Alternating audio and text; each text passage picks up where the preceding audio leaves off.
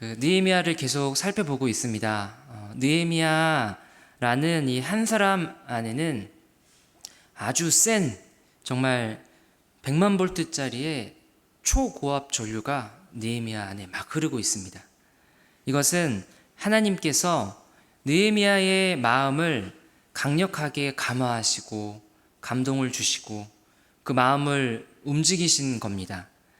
또 구체적으로는 느헤미야가 앞으로 해야 할 일들을 그 느헤미야의 마음에 딱 하나님께서 이렇게 정해 두신 겁니다. 그것이 뭐냐면 바로 무너진 예루살렘 성의 재건입니다.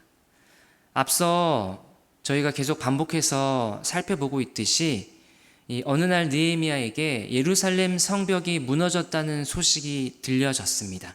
정말 날벼락 같은 소식이죠. 곧바로 무너진 성벽을 재건하고 회복해야 한다는 그 주의 부르심에 이 느헤미야가 완전히 사로잡힙니다. 하나님께서 느헤미야의 마음속에 강력하게 역사하신 겁니다.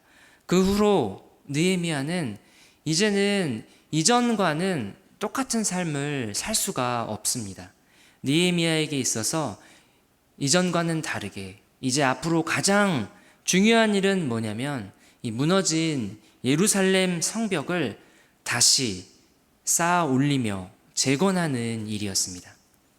여러분, 그런데 저와 여러분이 조금만 이 주의를 기울이고 또 의문점을 갖고 고민해 봤으면 좋겠는 것은 뭐냐면 성벽이 무너진 일과 그래서 그 무너진 성벽을 다시 쌓아 올려야 하는 일이 정말로 저와 여러분에게는 그 일이 조금도 하나도 단 1도 관심이 없고 하나도 중요하지 않은 그런 일인데 왜 느헤미야에게는 이렇게 그 일이 중요한 일이었을까요? 바로 이러한 의문입니다. 이렇게 말할 수 있겠죠. 아니, 그거야 느헤미야는 이스라엘 사람이고 또 자기 나라의 일이니까 당연히 관심을 가질 수밖에 없지. 느헤미야는 정말 그 이유만일까요? 만일 여러분이 예를 들어서 한국 사람으로는 최초로 이 미국 백악관의 대통령 비서실장이 된 거예요. 어느 날 한국에서 백악관에 있는 여러분에게 전화가 한 통 걸려옵니다. 우리나라 휴전선이 무너졌대. 그래서 북한이 그 휴전선을 넘나들면서 이 한국을 지금 괴롭히고 있대. 이 이야기를 들은 사람 중에 과연 미국 백악관에서 대통령 그 비서실장직을 내려놓고 그만두고 한국으로 돌아와서 무너진 휴전선을 다시 복구하는 일을 할 사람이 있겠냐는 겁니다. 아마도 내가 굳이 그렇게까지 해야 되나? 그렇게까지 가서 해야 하나? 하면서 아마 올 사람이 없지 않을까 싶습니다. 이처럼 저와 여러분은 이 일이 별로 중요한 일이 아니어서 절대로 안 갈 테지만 오늘 느헤미야는 그러지 않고 하고 있는 모든 것을 다 멈추고 다 그만두고 갔어요. 가서 그 무너진 성벽을 쌓는 일에 느헤미야의 모든 것을 걸고 정말 올인합니다. 왜 그랬을까요? 왜 느헤미야는 이렇게까지 했을까요? 여러분, 튼튼한 성벽은 마치 울타리와 같습니다. 안전한 이 울타리가 무너지면 주변의 대적들이 그 무너진 성벽을 넘나들면서 성 안에 살고 있는 백성들을 못 살게 괴롭힙니다. 그럼 성 안에 있는 백성들은 도저히 살 수가 없는 거죠. 그러니 성이 무너졌으면 당연히 쌓아야죠. 당장 쌓아서 성 안에서 행복하게 잘 사는 게 너무나 맞는 얘기입니다. 그래서 이런 얘기가 이제 있는 거죠. 옛날 느헤미야라는 한 사람 덕분에 무너졌던 예루살렘 성벽이 안전하고 튼튼하게 잘 재건됐고, 백성들은 그 성 안에서 행복하게 오래오래 잘 살았대요. 이렇게 느헤미야서의 이야기가 끝이 나 버린다면, 이 성경 이야기는 얼핏 생각하기에 참 행복하게 해피엔딩으로 잘 끝났다가 아니라 참으로 허망하고 허무하고 이것만큼 별 볼 일 없고 유치한 그런 이야기가 없는 겁니다. 겨우 내가 이러려고 이렇게 힘들게 성벽을 쌓았나? 그러려고 성벽을 쌓은 게 아니에요. 오늘 느헤미야와 이 유다 백성들 앞에는 그저 무너진 성벽을 잘 쌓고 성 안에서 안전하게 잘 살아야 하는 그 이유, 그 문제보다 훨씬 더 중요한 문제가 놓여져 있다는 겁니다. 그래서 그 말한 중요한 이유와 그 목적을 알려면 먼저 이 성벽 말고 성벽 안에 있는 이 성전에 대해서 좀 살펴봐야 하는데요. 이제 사진을 보시면 솔로몬 성전이라는 것은 솔로몬 왕 때 처음으로 지어졌습니다. 이것이 이제 처음 지어진 솔로몬 성전 혹은 제1성전이라고 하는 그 성전의 모습입니다. 이 성전에서 하나님의 백성들은 하나님 없이는 살 수 없는 사람들이기 때문에 이 구약의 이스라엘 백성들은 늘 하나님이 계시는 성전에서 제사를 드리며 죄를 용서받고, 지금 하나님이 나를 버리지 않고 나와 함께 하시며 또 동행하시며 그렇게 임재하신다는 그 사실을 확인할 수 있었습니다. 그들에게는 정말 이것이 생명과 같은 일이었습니다. 그런데 문제는 남유다가 바벨론이라는 나라에 멸망받을 때 이토록 중요했던 성전까지 같이 무너졌다는 것입니다. 그러다가 참 너무 감사하게 주님의 은혜죠. 성전이 무너진 지 70년 만에 다시 성전이 재건됐어요.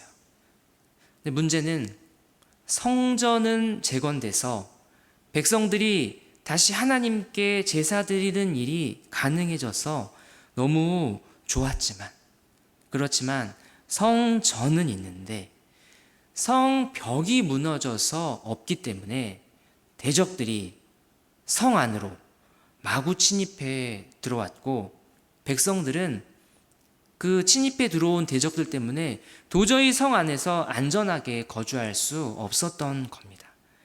그러니까 성전 재건만으로는 미완성이었던 겁니다. 그래서 반드시 무너졌던 이 성벽이 재건돼야 했던 겁니다. 그래야 무너졌던 성전과 무너졌던 성벽 둘 다가 재건되고, 비로소 그때 진정한 이 이스라엘 공동체의 회복을 비로소 그때 시작할 수 있는 겁니다. 주의 백성들은 안전한 튼튼한 울타리와 같은 그 성벽 안에서 생활하면서 성전에서는 하나님께 제사를 드리고, 제사를 드릴 뿐 아니라 이제는 하나님의 말씀인 이 율법을 듣고 읽고 이해하고 마음에 새기고 그렇게 주님의 말씀대로 살아가는 진정한 이스라엘 공동체를, 그 공동체의 회복을 시작하는 겁니다. 그렇게 온전히 회복된 이 하나님의 언약의 백성들이 하나님과 함께, 그리고 하나님 안에서, 하나님을 위하여, 하나님 앞에서, 그리고 하나님을 온 만방의 열방의 빛으로 그 하나님을 전하며 살아가는 것입니다. 이 전체적인 회복의 역사, 하나님과의 약속, 그리고 하나님의 이 비전을 주님께서는 오늘 느헤미야라는 이 한 사람의 마음속에 주신 것입니다. 그러니 느헤미야가 지체하지 않고 예루살렘으로 당장 가는 겁니다. 지금 겨우 백악관에서 비서실장 그 일 하는 게 그게 더 중요한 게 아니라 바사왕, 그 궁에서 왕의 술관원의 일을 하는 게 중요한 게 아니라는 것입니다. 느헤미야의 마음속에 떨어진 이 100만 볼트짜리 하나님의 백성, 이스라엘 공동체의 회복이라는 이 번개가 느헤미야 그를 도저히 가만히 있지 못하게 하는 것입니다. 그래서 오늘 본문에서 드디어 느헤미야가 그토록 바라던 자기 고향 예루살렘 땅을 밟습니다. 느헤미야가 앞서 있었던 그 페르시아의 왕궁 수산이라는 곳에서 느헤미야의 고향인 예루살렘까지는 약 1500km 정도의 거리입니다. 그래서 수산에서 예루살렘으로 오는 데까지만 약 4개월이 걸릴 만큼 아주 길고 힘든 여정이었습니다. 자, 이제부터 이렇게 힘든 여정, 4개월이라는 시간을 거쳐서 예루살렘에 도착한 느헤미야는 본격적인 이 성벽 재건 작업을 시작하기에 앞서서 오늘 본문에서 이 세 사람을 만나게 됩니다. 혹은 이 세 부류의 사람들이라고 할 수도 있을 것 같습니다. 아무튼 느헤미야가 먼저 만나는 사람은 다름 아니라 바로 느헤미야 자신입니다. 2장 11절 말씀을 보면 이렇게 되어 있습니다. 내가 예루살렘에 이르러 머무른 지 사흘 만에. 이것을 새 번역 성경으로 보면 나는 예루살렘에 이르러 거기에서 사흘 동안 쉬고 나서라고 되어 있습니다. 성경에는 그냥 이렇게만 나와 있어요. 이게 끝이에요. 그러니까 페르시아 수산이라는 곳에서 4개월이라는 긴 여정을 지나서 예루살렘에 딱 도착한 느헤미야는 숙소에 짐을 풀기도 전에 곧바로 무너진 성벽을 향해 가서 가방에 쌓았던 벽돌과 시멘트를 발라서 그 무너진 성벽을 혼자서 막 죽어라 쌓기 시작한 것이 아니라 예루살렘에 도착한 직후에 3일 동안 쉬었다는 겁니다. 저는 느헤미야가 쉬었다는 이 3일의 시간이 과연 뭘 했을까? 느헤미야는 뭘 했을까? 무척 궁금했습니다. 느헤미야가 뭘 했을까? 물론 앞서 봤듯이 이 1500km, 4개월 긴 여정이기 때문에 이 여독이 상당했겠죠. 아무리 느헤미야여도 분명히 쉼이 필요했습니다. 아마 저라면 3일 내내 아무것도 안 하고 푹 그냥 잤을 텐데, 그런데 제가 지금까지 살펴보니 느헤미야라는 사람은 그냥 아무것도 안 하고 이 3일 동안 그냥 숙소에서 잠만 잤을 사람은 아니라는 것입니다. 느헤미야 앞에 놓여져 있는 그가 감당해야 할 일, 무너진 예루살렘 성벽을 재건해야 한다는 그 사명은 정말 큰 산과 같습니다. 인간적으로는 이것이 너무너무 두렵고 겁나고 그런 어려운 숙제입니다. 그래서 느헤미야는 그 3일의 시간 동안 하나님과만 독대하며 동시에 자기 내면의 깊은 곳에 있는 그 자신과의 고독한 싸움의 시간을 보냈겠다라는 생각을 하게 됐습니다. 아무리 신앙이 좋은 사람이라 할지라도 큰 산을 앞에 두면 믿음으로 주와 함께 걷고 있다는 그 확신이 있고 분명한 믿음이 있지만 인간적인 두려움과 염려는 반드시 엄습하게 됩니다. 그 담대했던 다윗 왕을 보십시오. 사울 왕이 죽이려고 하고 수많은 대적들이 다윗을 쫓을 때 다윗이 얼마나 그 큰 두려움 속에서 고독한 시간을 보냈습니까? 그래서 시편에서 다윗이 하나님을 향해 눈물로 탄식하는 소리가 얼마나 많습니까? 하나님, 하나님, 하나님이시여 하나님이시여 나를 살려주십시오. 저 죽겠습니다 하면서 얼마나 그렇게 힘들어했습니까? 느헤미야도 다르지 않고, 만일 느헤미야가 로봇가 아니라 사람이라면 분명 그 3일의 시간 동안 엄청 힘들었을 겁니다. 만일 느헤미야가 지금 이 3일의 시간 동안 첫 번째로 만난 자기 자신과의 대면에서 무너진다면 성벽 재건이고 뭐고 다시 짐 싸서 페르시아로 돌아가는 겁니다. 모든 게 다 이 시간에 수포로 돌아가는 겁니다. 이때 하나님께서는 지금까지 그러셨던 것처럼 이번에도 이 느헤미야의 마음속에 깊은 감동을 주십니다. 2장 12절 이 상반절에 보면 내 하나님께서 예루살렘을 위해 무엇을 할 것인지 내 마음에 주신 것을 이라고 했습니다.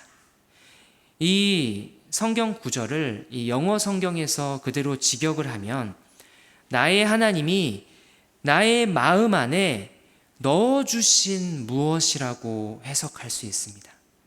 무슨 말이냐면 느헤미야가 지금 이 악물고 내가 어떻게 여기까지 왔는데 내가 칼을 뽑았으니 정말 무라도 써는 심정으로 무너진 성벽에 벽돌 몇 장이라도 쌓고 가고야 만다. 그거라도 하자. 막 이렇게 이 악물고 그렇게 일어서려고 한 것이 아니라는 겁니다. 그 처음 3일의 시간 동안 느헤미야는 잠잠히 그리고 가만히 하나님 앞에 기도하는 시간을 가졌겠죠. 그런데 바로 그때 하나님께서 기도하는 그 느헤미야의 기도를 들으시고 갑자기 천지가 막 개벽하며 무너졌던 성벽이 단 5초 만에 척척척 뚝딱 완성, 그러한 기도 응답을 주신 것이 아니라 늘 그러하셨던 것처럼 당신의 순종하며 정말로 신실한 종이었던, 기도하는 종이었던 느헤미야의 그 작은 마음 속에 잠잠하고도 깊은 감동을 주신 겁니다.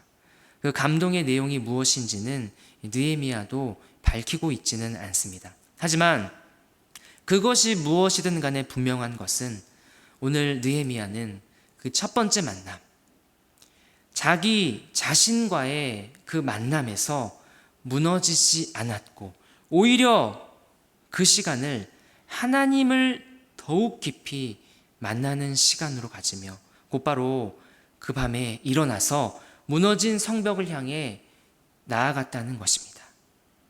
이것이 예루살렘에 도착했던 느헤미야가 만난 첫 번째 사람, 바로 느헤미야 자기 자신이었습니다. 그리고 나서 느헤미야가 하는 일은 앞서 말씀드린 것처럼 드디어 무너진 이 예루살렘 성벽을 자기 눈으로 직접 보고 조사하러 갑니다. 그것이 2장 12절에 이 하반절부터 13절까지의 말씀인데 여러분 이 부분을 한번 같이 읽겠습니다. 12절 내가 아무에게도 말하지, 여기서부터 함께 읽겠습니다. 시작. 내가 아무에게도 말하지 아니하고 밤에 일어나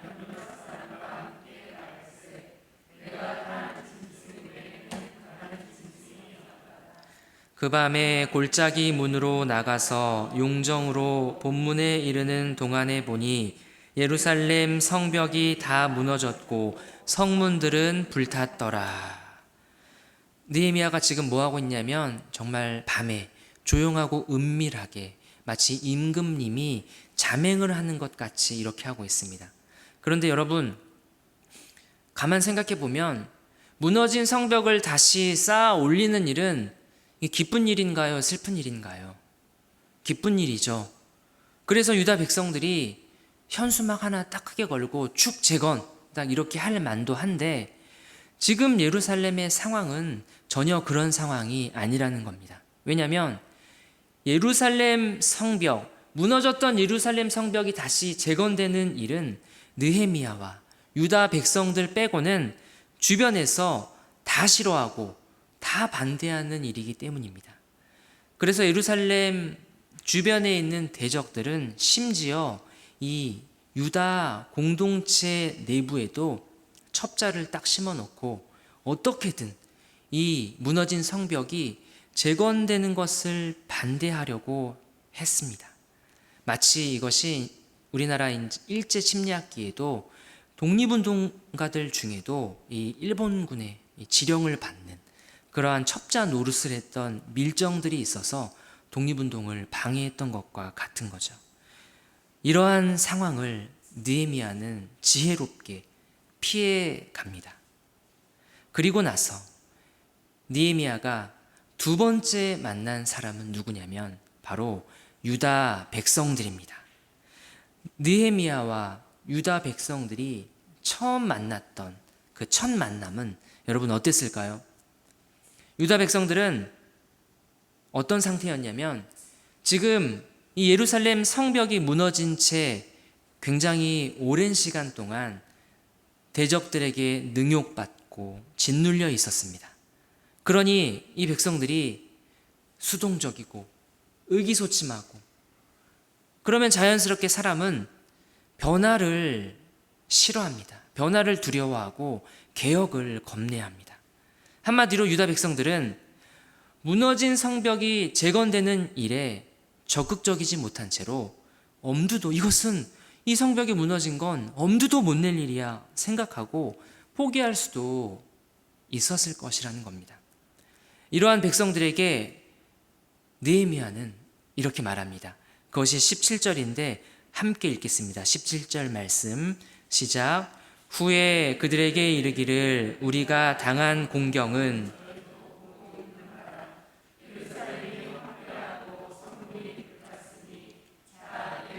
성을 건축하여 다시 수치를 당하지 말자 하고, 이것을 우리말 성경에는 조금 더 쉽게 이렇게 되어 있습니다. 우리가 당면한 고난은 여러분이 보는 바와 같소. 느헤미야가 백성들에게 말하는 겁니다. 예루살렘은 폐허가 됐고 그 성문은 불에 다 타버렸소. 자, 이제 우리가 예루살렘 성벽을 재건합시다. 그러면 우리가 다시는 수치를 당하지 않을 것이요. 이 말, 느헤미야가 유다 백성들에게 했던 이 말이 자칫하면 여러분 이렇게 들릴 수도 있습니다. 공부 열심히 하면 성공하죠. 열심히 살면 잘 살게 됩니다. 무너진 성벽을 재건합시다. 그러면 우리가 수치를 당하지 않을 겁니다. 느헤미야가 했던 이 말이 자칫하면 백성들에게 이렇게 들릴 수도 있다는 겁니다. 그래서 백성들이 속으로 이럴 수 있다는 거죠. 그걸 지금 누가 몰라서 이러고 있나. 성벽을 재건하면 당연히 좋지. 근데 그게 쉽냐고. 만일 백성들이 이렇게 부정적으로 반응을 보인 채 움직이지 않고 느헤미야가 이 백성들의 동참을 이끌어내지 못했다면 이번에도 역시 느헤미야는 짐 싸야 됩니다. 아무리 느헤미야가 뛰어나도 느헤미야 혼자서는 이 무너진 성벽을 다시 재건하는 것이 불가능하기 때문입니다. 다 포기하고 페르시아로 돌아와야 했겠죠. 이런 상황에서 많은 지도자들, 저를 포함한 많은 사람들이, 많은 리더들이 범하는 대표적인 실수가 있는데 그것이 뭐냐면 공동체가 움직이지 않으려 할 때 지도자가 하는 실수가 뭐냐면 당위성을 가지고 접근하는 겁니다. 해야죠. 이런 당위성을 가지고 접근하는 겁니다. 이보시오. 느헤미야가 이렇게 말하지 않았다는 겁니다. 이보시오 백성들, 이 성이 무너진 게 누구 때문이요? 당신들 때문이 아니요. 나는 저 페르시아의 고위직을 버리고 여기 예루살렘까지 왔는데 당신들은 당연히 마땅히 이 예루살렘 성벽이 재건되는 일에 동참해야 하는 게 아니요. 만일 그러지 않는다면 당신들은 사람도 아니요. 느헤미야는 이러지 않았다는 겁니다. 이때 느헤미야는 하나님께서 느헤미야 마음에 주신 것을 그저 백성들에게 얘기하기 시작합니다. 하나님의 선한 손, 앞서 느헤미야가 예루살렘에 오기까지 하나님의 선한 손이 느헤미야를 도우신 일을 있는 그대로 유다 백성들에게 얘기하는 겁니다. 어떤 선한 손이 느헤미야와 함께 했습니까? 느헤미야가 처음 성벽이 무너졌다는 소식을 듣고 느헤미야 마음도 같이 무너지게 하시고 기도하게 하시고 응답하시고 왕이 직접 이 일을 허락하게 하시고 그리고 느헤미야 자신을 보냈고 그렇게 하나님의 선한 손이 느헤미야를 도우며 결국은 이 예루살렘 성을 밟아 내가 당신들 앞에 서 있지 않습니까? 왜? 무엇을 위해서? 바로 이 무너진 예루살렘 성벽을 재건하기 위해서입니다. 어쩌면 이 이야기, 하나님의 선한 손이 느헤미야와 함께했던 이 이야기를 백성들 앞에 밤새도록 했을지도 모릅니다. 처음에는 이 백성들이 느헤미야를 처음 봤으니까 쟤 누구야? 쟤 뭐야? 의심의 눈초리로 바라봤을 수도 있는데 그 이야기, 하나님의 선한 손이 느헤미야를 도왔던 그 놀라운 주의 역사를 들으며 유다 백성들의 무너졌던 그 마음도 점점 회복되기 시작했다는 것입니다. 그리고 마침내 유다 백성들 느헤미야에게 이렇게 말합니다. 합시다. 같이 합시다. 무너진 성벽 다시 쌓읍시다. 이거 성공입니다. 느헤미야는 이렇게 예루살렘에 도착해서 두 번째 만난 그 유다 백성들과의 만남에서도 무너지지 않았고 오히려 무너져 있던 그 백성들의 마음을 다시 일으켜 세워준 것입니다. 그리고 마지막으로 느헤미야가 예루살렘에 와서 만났던 세 번째 사람은 누구냐면 바로 원수 같은 그 대적들입니다. 19절 말씀입니다. 우리 한번 같이 읽겠습니다. 시작. 호른 사람 산발랏과 종이었던 암몬 사람 도비야와 아라비아 사람 게셈이 이 말을 듣고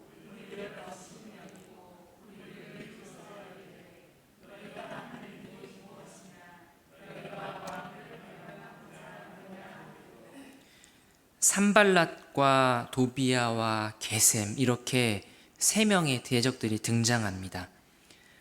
저는 이 정말 산발랏, 도비야, 게셈 이 사람들의 이름만 들어도 벌써 기분이 좋지가 않습니다. 느헤미야를 보자마자 이 대적들이 다짜고짜 뭐라고 하고 있습니까, 여러분? 성경을 자세히 보면 일단 업신여기고 비웃습니다. 이것은 느헤미야가 예루살렘에 오기 전에 페르시아에 있었을 때 들었던 그 소식과 똑같이 느헤미야가 막상 와서 보니 정말로 이 대적들이 얼마나 이 유다 백성들을 무시하고 비웃고 능욕하고 있었는지를 느헤미야가 직접 경험한 겁니다. 그걸 느헤미야 앞에서 지금 똑같이 하고 있는 거죠. 게다가 이 대적하는 원수들, 이 산발랏, 도비야, 게셈이라는 이 사람들은 그냥 불량배 같은 그런 무식한 불량배 같은 사람이 아니라 총독이고 지도자였던 정말 끝발이 있던 그러한 사람들이었습니다. 그러니 더 교활하고 더 만만치 않은 그러한 상대였던 거죠. 이들이 지금 느헤미야에게 하는 말이 뭐냐면 느헤미야, 지금 네가 하려는 예루살렘 성벽을 다시 쌓는 그 일이 네가 섬기고 있는, 우리가 섬기고 있는 페르시아 왕을 배반하는 반역이다. 너 지금 역모를 꾸미고 있구나. 내가 왕한테 이르겠다. 이렇게 지금 도전하는 거죠. 대적하는 거죠. 이러한 대적들의 이 회방을 들은 느헤미야의 반응이 어떻습니까? 이거 큰일 났다. 내가 괜히 오바했다 이거. 이러다가 내 목도 날아가겠다. 여기 이 사람들 딱 보니까 이 만만한 사람들이 아닌데 지금이라도 얼른 포기하고 페르시아로 다시 돌아갈까 하지 않고 느헤미야의 모습은 정말 골리앗 앞에 선 다윗처럼 감히 만군의 여호와의 이름을 모욕하고 하나님의 백성들을 능욕하는 이들에게 느헤미야는 분명하게 말합니다. 이번에도 역시 이것은 하나님께서 느헤미야 마음에 주신 것이죠. 그 마음, 그 느헤미야가 했던 말, 2장 20절입니다. 우리 이 말씀 한번 같이 읽겠습니다. 시작. 내가 그들에게 대답하여 이르되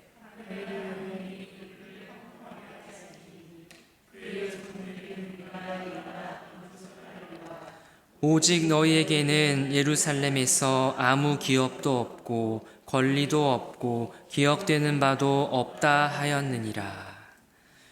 제가 참 이 부분에서 느헤미야가 대단하다고 생각한 것은 뭐냐면, 이렇게 산발락과 도비야, 게셈 이 대적하는 대적들이 느헤미야에게 이것은 영모다 하고 겁줄 때 느헤미야에게 얼마나 대답하기 좋은 이게 있습니까? 대답할 수 있는 방법이 있습니까? 뭐냐면, 이 영모 아니야, 나를 여기로 보내신 분이 바로 그 왕인데 하면서 저라면 딱 그 말로 받아치며 말싸움했을 겁니다. 꿈쩍도 못하게, 찍소리 못하게, 속이 시원하겠죠 제가. 근데 느헤미야는 이런 상황에서마저도 왕에 대한, 그 페르시아 왕에 대한 얘기는 일절 없이 딱 이 한마디만 하고 끝냅니다. 뭐라고 합니까? 하늘의 하나님이 형통하게 하실 거다. 끝. 느헤미야가 대답이 이것이 끝입니다. 분명히 이 말을 들은 대적들은 어쩌면 더 비웃었을지도 몰라요. 하지만 상관없어요. 느헤미야 마음에 주신 것은 오직 하늘의 하나님께서 이 모든 어려운 상황 중에서라도 반드시 형통하게 하실 것이라는 그 믿음과 확신이 있기 때문에 누가 별 말을 해도 아무런 상관이 없는 겁니다. 그리고 느헤미야의 그 믿음과 확신은 원수의 방해를 정말 아주 가볍게 무시하고 느헤미야 다음 걸음을 힘차게 걸어 나갈 수 있게 하는 겁니다. 여러분, 이처럼 오늘 느헤미야는 안으로는 자기 내면에서, 또 밖으로는 유다 사람들이나 대적들에게서 격렬한 저항을 받을 수 있는 그러한 상황이었습니다. 하지만 그 어떤 여러 가지 안팎의 공격과 방해들에도 주께서는 느헤미야의 마음에 주신 것들, 느헤미야 마음에 선한 그 소원을 주시며 어떤 것도 꺾이지 않게 했다는 것입니다. 주께서 처음부터 느헤미야의 마음에 감동을 주시고 움직이셔서 이 선한 일을 주께서 시작하셨고, 그 선한 일을 완성시킬 분이 바로 왕이 아니라, 느헤미야 자신이 아니라, 유다 백성들이 아니라 하나님이라는 그 사실 때문입니다. 사랑하는 여러분, 오늘 저와 여러분의 삶을 가만히 들여다봐도 얼마나 무너진 것들이 많이 있고 또 위기가 많이 있으십니까? 내 안에 내면에서 누가 아무 말도 하지 않았고 누가 뭐 아무것도 안 했는데 그저 그냥 내 안에 내면에서부터, 또 어느 때는 내가 속한 공동체, 심지어 그 공동체가 믿음의 공동체인 교회 안에서도 마찬가지입니다. 그리고 대놓고 우리를 능욕하고 방해하고 핍박하는 이 사탄과 이 세상 속에서 정말 안팎으로 흔들리는 그 상황 속에서 주께서 저와 여러분의 그 마음 가운데 주신 이 말씀을 저와 여러분이 붙들 수 있기를 바랍니다. 빌립보서 1장 6절 말씀 제가 읽겠습니다. 너희 안에서 착한 일을 시작하시니가 그리스도 예수의 날까지 이루실 줄을 우리는 확신하노라. 우리는 확신하노라. 아멘. 분명 저와 여러분의 삶에는 무너짐이 있고 회복이 있습니다. 또 문제가 있고 해결이 있죠. 그 모든 아프고 피나는 그 현실 속에서, 그 과정 속에서 우리는, 저와 여러분은 오늘을 또박또박 살아갑니다. 그 살아가는 오늘 하루는 실패와 좌절이 아니라 주께서 우리 마음 가운데 주신 뭡니까? 반드시 승리하게 하시고 구원하시는 우리 주님을 향한 그 믿음, 주가 주시는 그 기쁨과 감사와 사랑과 소망으로 저와 여러분이 오늘 하루를 살아가며 버텨내는 것입니다. 너희 안에서 착한 일을 시작하신 이가 그리스도 예수의 날까지 이루실 줄을 확신하노라. 아멘. 기도하겠습니다. 주님, 오늘 무너진 내 마음을 보게 하시니 감사합니다. 오늘 무너진 내 삶을 발견하게 하시니 그것 또한 감사합니다. 주님, 무너진 나를 일으켜 세우시는 분이 왕이 아니요, 그 누구도 아니요, 나 자신도 아니요, 오직 우리 하나님이라는 그 사실, 그 믿음과 확신 가운데 살아가게 하여 주시옵소서. 우리 마음 가운데 역사하시는 주님을 믿고 바라보며 우리 주 예수 그리스도의 이름으로 기도드립니다. 아멘.